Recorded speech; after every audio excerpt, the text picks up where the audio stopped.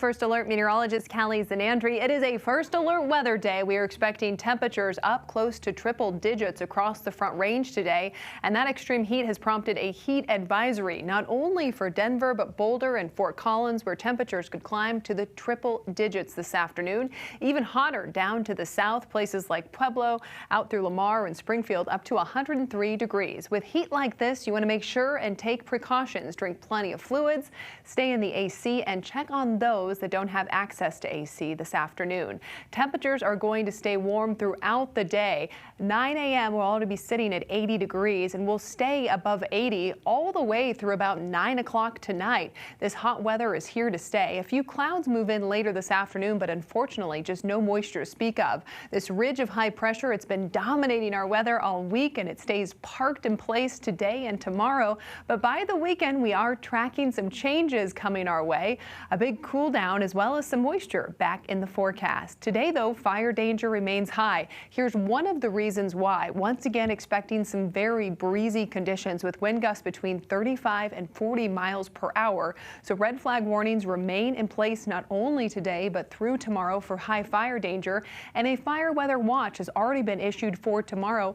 This does include places like Evergreen, Conifer, Bailey, up through Georgetown and Winter Park, as we continue to see the hot, dry, and breezy conditions continue through the end of the work week. Today, we're going to be feeling the heat, especially across southeast Colorado, where temperatures will be in the triple digits from Pueblo through La Junta, Lamar, down through Springfield, and we'll see those as well up towards Sterling, Greeley, Fort Collins, up in the high country, well above average for this time of year. Places like Pagosa Springs topping out at 89. That's a good 20 degrees above average for this time of year. Across the western slope, we're looking at the mid to upper 90s on this Thursday.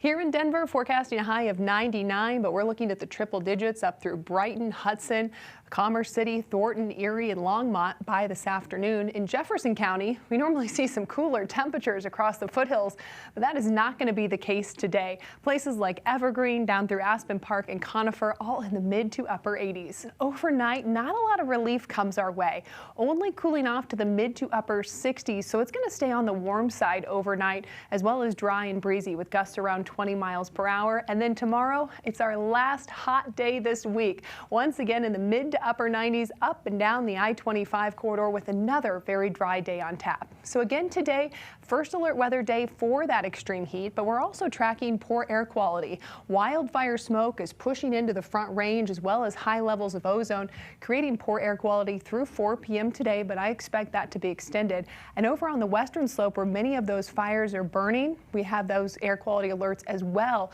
due to the smoke in that area. So again, limit your time outside today if you do fall into that sensitive category.